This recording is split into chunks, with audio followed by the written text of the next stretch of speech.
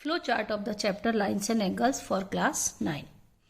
This is the all about the chapter Lines, Angles and Triangle. Okay. So now start. The collinear points. सबसे पहले हम लोग discuss कर रहे हैं collinear points.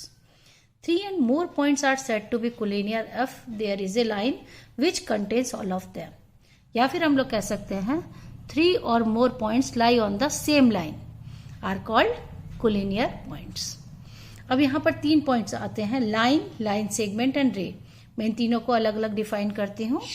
ओके, यहाँ देखिए कोलिनियर पॉइंट्स यानी एक लाइन पर पड़ने वाले बहुत सारे पॉइंट्स को, इन पॉइंट्स को हम लोग कहते हैं collinear points. Collinear points. Okay, अब आती है बात रे, लाइन एंड लाइन सेगमेंट. बचपन से हम लोग पढ़ते आ रहे हैं तीनों चीज को बहुत छोटे क्लास में कि रे क्या होती है. रे has a one end point, यानी ये स्टार्ट होती है इनिशियल पॉइंट से और ये एंडलेस है. रे मतलब कहीं तक भी हम लोग इसको एक्सटेंड कर सकते हैं. It can be extend infinitely in one direction, one end point and extend in one direction only. Line, line can be produced in both directions. Line has no end point.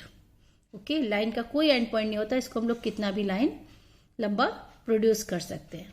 अब line segment, line segment has 2 end points, यानी line segments के end points होते हैं 2. ठीक है, तो line segment has edge of definite length. Line segment की एक डेफिनेट लेंथ होती है like 5 centimetre, 4 centimetre et cetera. Okay, this is the difference, basic difference between ray, line and line segment. Okay, now come to the next topic. First lines से शुरू करेंगे, lines, angles and then triangle. The first lines, intersecting lines, concurrent lines. Intersecting means 2 lines are intersecting if they have a common point. Okay, and concurrent lines, 3 or more lines intersecting at a same point. Okay, and lines parallel to the same line are parallel to each other. Okay, intersecting lines meet at a point. These are the 2 lines intersect at a point, यानी इनमें एक common point होता है. इसको इन दोनों line को कहेंगे intersecting lines. Okay, और ये जो एंगल्स होते हैं ये कहलाते हैं vertically opposite. Intersecting and concurrent lines, 3 and more than 3 lines at the same common point are known as the concurrent lines. If 2 lines meet at a point are called intersecting lines. When 3 and more than 3 points meet at a point are called concurrent lines. And a line parallel to the 2 lines, it means all the 3 lines are parallel to each other. अगर 2 parallel line की एक line और parallel draw की जाए, इसका मतलब ये तीनों आपस में क्या होती है, पैरेलल. पैरेलल लाइंस क्या होती हैं, जिनके बीच में कभी भी डिस्टेंस कम नहीं होती, इनको हम लोग कहते हैं पैरेलल लाइंस. या तो लाइंस पैरेलल है या फिर इंटरसेक्टिंग है. ओके, नेक्स्ट लाइन से related, if a ray stand on a line then the sum of 2 adjacent angles is 180 degree. यानी अगर एक लाइन के ऊपर एक रे करती है तो उन दोनों एडजेसेंट एंगल का सम 180 डिग्री होता है. अभी इसको भी हम क्लियर करते हैं. Next, if the sum of 2 adjacent angles is 180 degree then the non common arms of the angles form a line. ये भी ठीक है. और if 2 lines intersect each other then the vertically opposite angles are equal. Okay, 3 point थे. वो कह रहा if a ray stand on a line, यानी यहां पर कोई एक रे है, इस लाइन के ऊपर, ये लाइन है, ये लाइन है और यहां पर एक रे है. अगर ये कोई रे स्टैंड करती है लाइन पर तो इसका मतलब ये जो दोनों एडजेसेंट एंगल है इन दोनों का सम 180 डिग्री होता है. पहला पॉइंट ये कह रहा है. Second point, if the sum of 2 adjacent angles is 180 degree. अगर 2 एडजेसेंट एंगल्स का सम अगर 180 डिग्री है, दोनों एंगल का सम अगर 180 डिग्री है, it means they are forming on a line. Then the non common arm of the angles form a line. यानी जो एंगल की नॉन को, ये तो कॉमन आर्म कहलाती है, बीच वाली आर्म को हम लोग क्या कहते हैं, कॉमन, और ये है नॉन कॉमन आर्म. तो ये फॉर्म ए लाइन, जो नॉन कॉमन आर्म है वो एक फेयर बनाएगी। अगर दो एडजेसेंट एंगल का सम 180 डिग्री है, it means this is a linear pair. और next, if two lines intersect each other, intersect means एक दूसरे को काटती हुई, ठीक है। Then the vertically opposite angles are equal, ये मैंने पहले ही बताया था आपको कि दो इंटरसेक्टिंग लाइन अगर आपस में काटती हैं तो इनके जो वर्टिकली अपोजिट एंगल्स होते हैं वो आपस में इक्वल होते हैं, ठीक है। तो ये बात हुई आपकी इसकी लाइंस। अब आगे आएगा पैरेलल लाइंस। देखिए, if a transversal intersects two parallel lines, अभी बताते हैं ट्रांसवर्सल किसको कहते हैं। दो पैरेलल लाइन को जो लाइन काटती है इसको कहते हैं transversal, okay. Each pair of corresponding angles is equal, each pair of alternate interior angles is equal, each pair of alternate exterior angles is equal, each pair of interior angle on the same side of transversal is supplementary. देखिए, तीनों point को हम यहाँ clear करते के बताते हैं कैसे होते हैं। देखिए, parallel lines 1 and 2, this is two parallel lines cut by a another line, this is known as the transversal. ये ट्रांसवर्सल है, two lines L and M। अब यहां पर एंगल्स बनते हैं 4 interior angle, 1 2 3 4, these are the 4 interior angles, इनको हम लोग बोलते हैं इंटीरियर एंगल्स। और जो बाहर में है ये 1 2 3 and 4, these are the 4 exterior angles. ये भी एक्सटीरियर है और ये भी एक्सटीरियर है, यानी ट्रांसवर्सल के जो बाहर में बन रहे हैं एक्सटीरियर है और अंदर इंटीरियर है।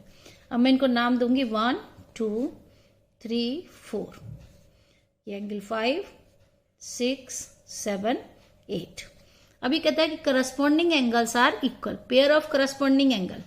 देखिए, करस्पॉन्डिंग एंगल कैसे होते हैं, जो ट्रांसवर्सल के सेम साइड बनते हैं। देखिए, ये करस्पॉन्डिंग है, ये इसका करस्पॉन्डिंग है, सेम इसका करस्पॉन्डिंग ये। फिर सिमिलरली अगर ये एंगल हम लेते हैं तो इसका करस्पॉन्डिंग यहां बनेगा और इस वाले का यहां बनेगा। तो आप यहां से बता सकते हैं करस्पॉन्डिंग 2 का एंगल का करस्पॉन्डिंग 6, ये आपस में इक्वल होंगे। 1 का 7, 3 का 5 एंड 4 8, ये पेयर ऑफ करस्पॉन्डिंग एंगल्स हैं, इनको कहेंगे करस्पॉन्डिंग एंगल्स, ये आपस में इक्वल होते हैं। अब नेक्स्ट है pair of alternate interior angles are equal.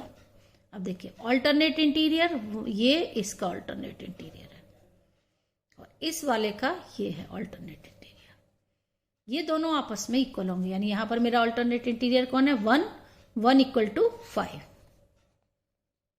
ये इक्वल होते हैं अगर लाइन्स पैरेलल है तो। और सेकंड में 4 इक्वल टू 6,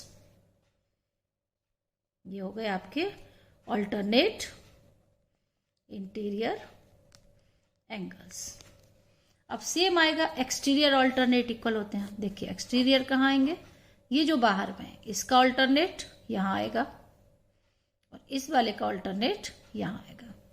अब फिगर से देखिए आपके एक्सटीरियर क्या है, 2 equal to 8, 3 equal to 7, 2 equal to 8, यहां लिखेंगे 2 equal to 8 and 3 equal to 7। ये हो गए आपके एक्सटीरियर ऑल्टरनेट। ये आपको पहचानना अच्छे से आना चाहिए, तभी आप पैरेलल लाइंस के क्वेश्चंस को फॉर्म कर पाएंगे। और लास्ट पॉइंट है, लास्ट पॉइंट क्या कह रहा है कि each pair of the interior angles of the same side of transversal is supplementary. देखिए, ट्रांसवर्सल के सेम साइड, ये दोनों इंटीरियर है, ओके, तो इन दोनों का सम क्या होगा, 180 डिग्री। सिमिलरली इन दोनों का भी सम 180 डिग्री। तो यहां पर क्या है आपका 1 + 6 180 degree. Supplementary means sum of 2 angles equal to 180 degree and 4 and 5 equal to 180 degree. तो इन दोनों का सम, इंटीरियर के दोनों का सम 180, इन दोनों का भी और इनका भी, ओके। तो ये पूरा था पैरेलल लाइंस के बारे में। अब हम लोग शुरू करेंगे एंगल्स। सेकंड पॉइंट आ रहा है angles. Angle is form by the two rays with a common point. सब कोई जानता है दो रेज आपस में मिलती हैं, वहां एंगल बनता है। Two angles of equal measure are congruent. और ये है आपका टाइप्स ऑफ एंगल। इसको मैं कॉपी में समझा दूं।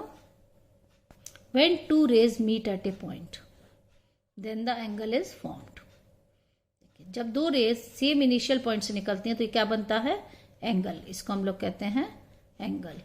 और ये कहलाती हैं रेज, यानी आर्म्स ऑफ द एंगल। ये आर्म हो गई दोनों, और ये वर्टेक्स, जिसको हम लोग बोलेंगे वर्टेक्स, और ये हो जाती हैं आर्म्स।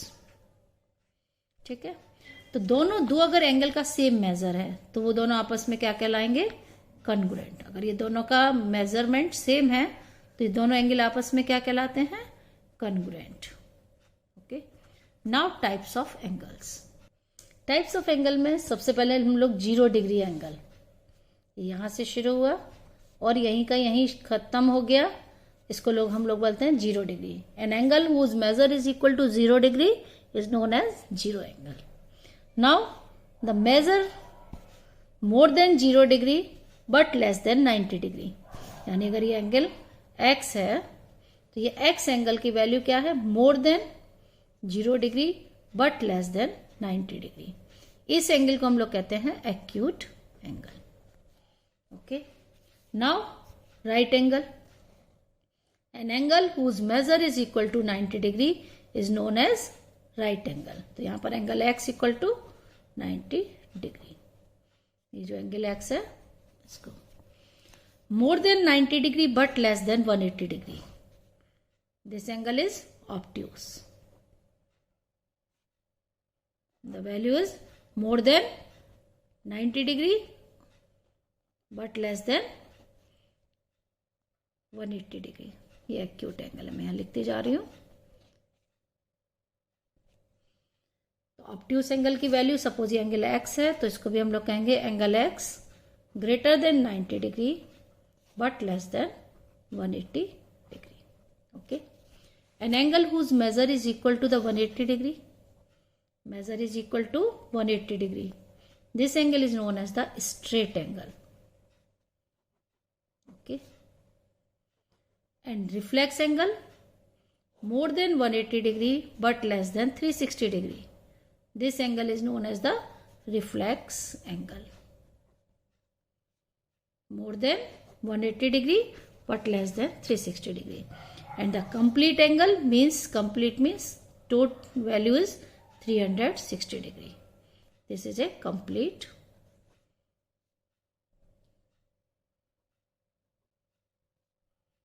ओके 360 डिग्री एंगल को हम लोग कहते हैं कंप्लीट एंगल। अब इसके आगे आएंगे दूसरे तरीके के एंगल, कॉम्प्लीमेंट्री एंगल्स, यानी sum of two angles is equal to 90 degree, then they are known as complementary angle. अगर दोनों एंगल का सम अगर 190 डिग्री है तो complementary, and the sum of two angles is 180 degree, then they can be said to be supplementary angles. Adjacent two angles having common vertex and common arm. दोनों में common vertex और common arm होना चाहिए, और जो non common arm है वो इधर उधर अलग दोनों साइड में होने चाहिए। Vertically opposite angles, two angles are said to be vertically opposite angles if their arms form two pairs of opposite angles. And the last, linear pair, two adjacent angles are said to be form a linear pair if the sum of their measures is 180 degree. देखिए, complementary means 30 degree angle and 60 degree angle, ये दोनों एक दूसरे के complementary हैं। ठीक है, similarly supplementary, अगर आपका एक एंगल 120 डिग्री है, दूसरा 60 है, दोनों का सम अगर 180 डिग्री हो गया तो ये दोनों आपस में सप्लीमेंट्री हैं। एडजेसेंट एंगल्स, एडजेसेंट मीन्स कहीं भी एडजेसेंट हो सकते हैं, ये दोनों एंगल एडजेसेंट है, यहां भी एडजेसेंट है, ये कॉमन आर्म बीच में, ये दोनों एंगल आपस में एडजेसेंट कहे जाएंगे। आप ये नहीं कह सकते भाई एंगल तो यहाँ 3 फॉर्म हो रहे हैं, अगर कोई कहे कि ये एंगल और ये पूरा एंगल अगर एडजेसेंट है, नहीं, सिर्फ ये एडजेसेंट है, क्योंकि बीच में एक कॉमन आर्म आनी चाहिए और कॉमन वर्टेक्स। और वर्टिकली अपोजिट तो अभी बताए थे कि when two lines intersect each other then the vertically opposite angles are form. इन दोनों की वैल्यू आपस में इक्वल होती है। अब linear pair and supplementary angle, इन दोनों में डिफरेंस है। कहीं भी दो एंगल का सम अगर आपस में अगर 180 डिग्री हो गया then these are supplementary angle, लेकिन लीनियर पेयर में दोनों को एडजसेंट होना कंपलसरी है। सम इसमें भी 180 ही डिग्री होगा दोनों का, और ये एक लाइन फॉर्म करेंगे तब ये लीनियर पेयर कहलाएगा। क्या होना चाहिए इसमें? एडजसेंट। लीनियर पेयर में एक ही लाइन पर फॉर्म होंगे, और सप्लीमेंट्री कहीं भी दो एंगल का सम अगर 180 है तो वो दोनों एक दूसरे के सप्लीमेंट्री हैं। क्लियर? अब हम लोग नेक्स्ट टॉपिक पर आते हैं, ट्राइंगल। ठीक है, इस चैप्टर में ट्राइंगल की बेसिक नॉलेज चाहिए। A closed figure form by 3 line segments is called a triangle. ये तो जानते हो, 3 लाइन सेगमेंट से जुड़ा हुआ फिगर क्लोज्ड फिगर ट्राइंगल है। कितने तरीके के ट्राइंगल्स होते हैं? स्केलिन, आइसोसेलेस, इक्विलैटरल, फिर right angle triangle, acute angle triangle and obtuse angle triangle. चलिए इनको क्लियर कर दें। स्केलिन मीन्स ए triangle having 3 different line segments, मतलब इन तीनों का डिफरेंट जो लेंथ है अलग अलग साइज होगी। The triangle in which all the sides of different length, कहीं भी हो सकता है, स्केलिन ऐसे भी हो सकता है। इन तीनों का मेजरमेंट सपोज अगर ये 2 सेंटीमीटर, 3 सेंटीमीटर, 4 सेंटीमीटर, ये कहलाएगा स्केलिन ट्राइंगल। ओके, और दूसरा है आपका isosceles, in which 2 sides are equal. एक ट्राइंगल जिसकी 2 साइड की लेंथ अगर आपस में इक्वल है तो वो क्या कहलाता है? Isosceles. Okay, and the equilateral, all the 3 sides are equal. A triangle whose 3 sides are equal, having all sides equal, it means this is a equilateral triangle. Now right angle triangle, and a triangle having any one angle of measure 90 degree. अगर एक भी angle इसका 90 degree है तो हम लोग इसको कहेंगे राइट एंगल ट्राइंगल। इसकी बहुत जरूरत पड़ती है। नेक्स्ट है acute angle triangle, means each measure of each angle is less than 90 degree, यानी हर एंगल कितना होना चाहिए? एक्यूट होना चाहिए। Less than 90 degree means acute angle, तो इसको हम लोग कहते हैं acute angle triangle. And obtuse angle triangles, any one angle of a triangle measures more than 90 degree but less than 180 is a obtuse angle. Okay, more than 90 degree, तो इसको कहेंगे obtuse angle triangle. ये acute angled है और ये right angle है। अब we know that sum of 3 angles of a triangle is 180 degree. Triangle के तीनों एंगल का सम क्या होता है? 180 डिग्री। और next, if A side of triangle is produced, अगर कोई भी साइड हम ट्राइंगल की प्रोड्यूस कर दें तो ये एंगल कौन सा फॉर्म होता है? Exterior. If the side of a triangle is produce, the exterior angle so formed is equal to the sum of interior opposite angles. This is exterior angle.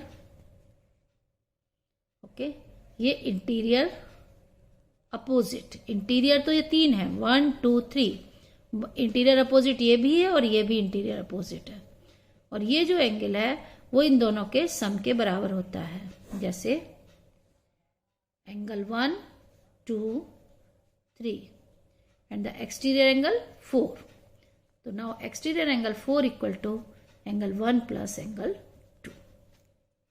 ठीक है, अगर मेजरमेंट दिया है तो आप आराम से निकाल सकते हैं इस एक्सटीरियर एंगल को निकालने के लिए इन दोनों का सम। और अगर यहां एक्सटीरियर है, ये एक्सटीरियर है, तो हम लोग इन दोनों का सम करेंगे, इंटीरियर अपोजिट का। और अगर इसको प्रोड्यूस कर दें तो यहां भी हमारा एक एक्सटीरियर बनेगा, ये होगा इन दोनों के सम के बराबर। तो मैं यहां नंबरिंग कर दूं, 3 इंटीरियर एंगल हैं, 1 2 3, और एक्सटीरियर है 4 5 देन 6। तो हम लोग लिखेंगे angle 4 equal to angle 1 plus angle 2, and angle 5 equal to angle 1 plus angle 3, and angle 6 equal to angle 2 plus angle 3। This is the all about the triangle. Okay, तो इस chapter में lines, angle and triangle इसी को define किया गया है। मैंने almost सारे इसके पॉइंट्स को क्लियर कर दिया। Okay, thank you.